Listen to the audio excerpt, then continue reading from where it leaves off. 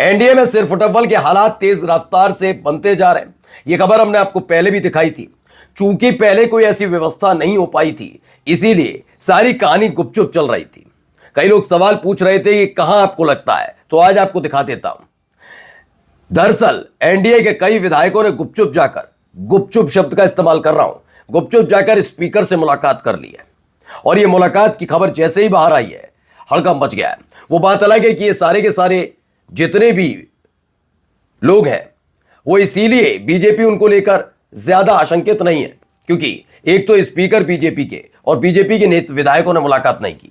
तो क्या खेल अपने ही साथियों के साथ बीजेपी करने जा रही है, या फिर वाकई एनडीए में सिरफुटव्वल के हालात ये हैं कि धड़ाधड़ और तनातन इस्तीफे गिरते नजर आएंगे। आज आपको एक एक खबर दिखाने जा रहा हूं कि कहां पर कैसे एनडीए का एक घटक दल पूरी तरीके से सियासी गर्त में जाता हुआ नजर आ रहा है, और कहां मच गया हड़कंप जब एक नहीं दो नहीं कई विधायकों ने जाकर स्पीकर से गुपचुप मुलाकात कर ली। नमस्कार, मैं हूं प्रज्वल गौतम और आप देख रहे हैं न्यूज सर्किल।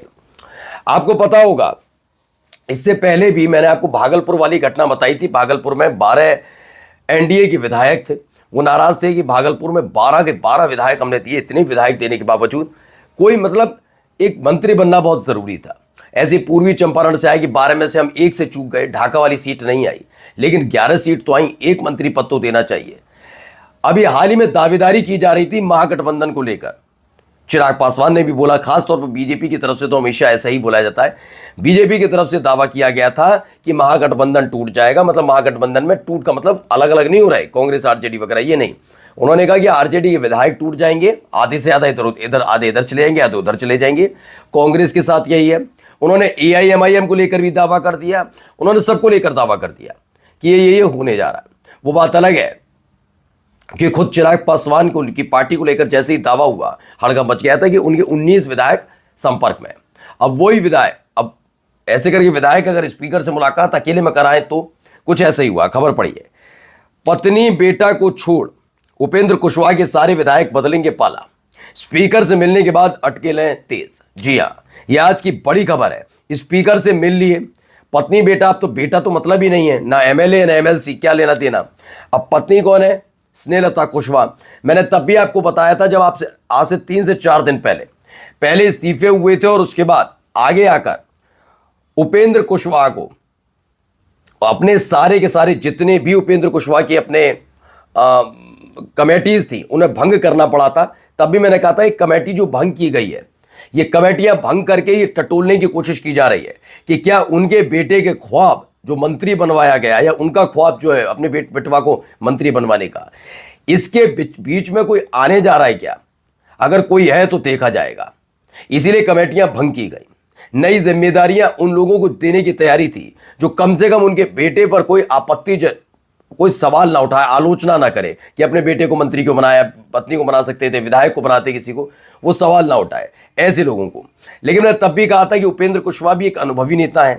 वो जरूर अपने पुत्र प्रेम में पड़े हुए हैं, लेकिन वो जानते हैं कि ये पुत्र प्रेम तभी काम आ पाएगा जब वो मंत्री बेटा तभी बन पाएगा जब विधायक होंगे, जब ताकत होगी, जब पार्टी होगी। और जब पार्टी ही नहीं होगी तो इसीलिए मैंने कहा था, एक जो इकलौते हैं भाई साहब, ये इनका विकेट गिरेगा। नीतीश सरकार से जल्दी ये विकेट गिरने जा रहा है, क्योंकि आरएलएम में नाराजगी बहुत चरम पर है।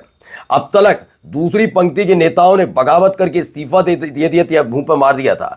आज खबर यह है कि बेटा और पत्नी यानी स्नेहलता कुशवाहा और उनके बेटे दीपक प्रकाश को छोड़कर उपेंद्र कुशवाहा का तो मतलब ही नहीं है, विधानसभा में आ सकते हैं, मना नहीं है, लेकिन मतलब नहीं होता।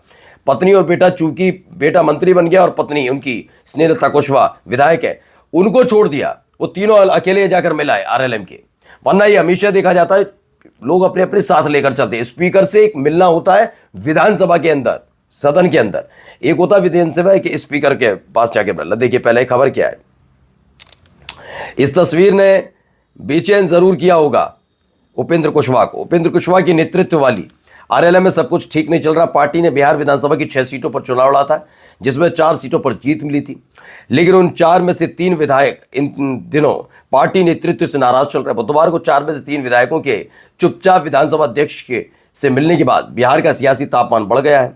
पार्टी के पदाधिकारियों के बाद आरएलएम के विधायक भी पार्टी छोड़ेंगे, इस बात की चर्चा तेज हो गई। हालांकि पार्टी नेतृत्व से नाराज चल रहे विधायकों ने ऐसी किसी संभावना से इनकार किया है।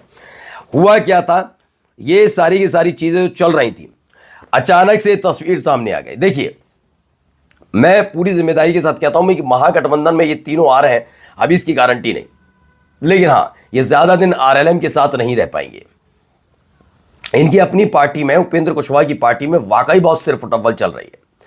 आपके चैनल की खबर दो है इससे जुड़ी हुई। पहली खबर मैं आपको बता दूं, यह हो सकता है कि हम महागठबंधन में आ सकते हैं, संभावना ये बन सकती है। लेकिन दूसरी वाली जो चीज है वो भी है कि बीजेपी जैसे अपनी सहयोगी पार्टियों को भी बख्शती नहीं है उनको तोड़ने से, वो भी हो सकता है, ये बहुत बड़ी बात नहीं है। लेकिन बीजेपी इसकी जिम्मेदारी अपने ऊपर कभी नहीं लेती है। अगर आरएलएम के विधायक पाला बदले लेकिन एनडीए में ही रहे तो यकीन मानकर चलिए वो बीजेपी में शामिल नहीं होंगे। लिख लीजिए, वो या तो लोक जनशक्ति पार्टी रामविलास में चले जाएंगे, हिंदुस्तानी अवामी मोर्चा में चले जाएंगे, या ज्यादा से ज्यादा जेडीयू में नहीं लेंगे, वो जेडीयू में नहीं जाएंगे इस बार, ये क्लियर है। या जेडीयू में चले भी गए तो भी इस बात का ध्यान रखा जाएगा कि 3 के 3 ही विधायक है, उससे ज्यादा नहीं। ऐसा ना हो कि आंकड़ा बढ़कर पहुंच जाए 89 से ऊपर, ये खैर। अच्छा, ये हमेशा ऐसा क्यों होता है कि यहां से तोड़कर लाना कि वहां पर लाया जाता तो अपने पास नहीं रखते? उसकी भारी वजह यह है कि आने वाले दिनों में जब कभी भी इन पार्टियों से संघर्ष हो, तनाव हो, तो बताया जाए कि देखो तुम्हारी पार्टी नीतीश कुमार ने तोड़ी थी, तुम्हारी तो चिराग पासवान ने तोड़ी थी, जीतन राम मांझी तोड़ी थी, बीजेपी हमारी पार्टी में तो कोई आया नहीं था, हम तो बुलाते भी नहीं ना लेते, ये बहुत शरीफ बन जाते हैं। अब वही शराफत की चादर ओढ़ने की तैयारी चल रही। देखिए, पहले 4 में से 3 विधानसभा अध्यक्ष ने मिले। बिहार में आरएलएम के 4 विधायकों में से एक पार्टी प्रमुख उपेंद्र कुशवाहा की पत्नी स्नेहलता है। स्नेहलता को छोड़कर पार्टी के 3 अन्य विधायक बुधवार को विधानसभा अध्यक्ष प्रेम कुमार से मिले। विधानसभा अध्यक्ष से मिलने के बाद पार्टी के विधायक दल के नेता माधव आनंद ने इसका एक फोटो सोशल मीडिया पर शेयर किया। फोटो में तीनों विधायक हैं, ये वाला फोटो आपको दिखाई भी दे रहा होगा, इसमें नजर भी आ रहा है।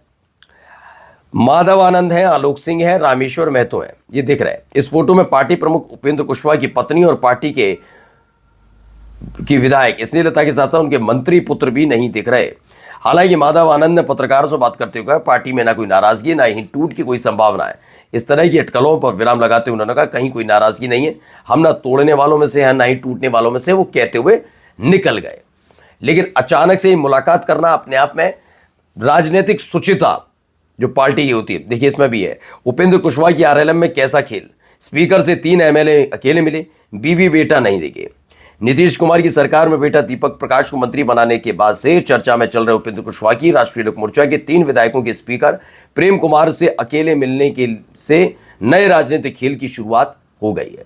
लोग चर्चाएं बहुत कर रहे हैं कि आखिर यार ये मुलाकात जो हो रही है, ये मुलाकात में वो चेहरे क्यों नहीं जिनके इर्द गिर्द पार्टी घूमती है? तो क्या वाकई आरएलएम का अस्तित्व खत्म हो सकता है? 3 विधायक इधर गए, हालत खस्ता हो जाएगी। इतना शानदार, अपने पार्टी के इतिहास का सबसे शानदार परिणाम लाने के बावजूद वो कमाल नहीं कर पाएगा आरएलएम। नमस्कार।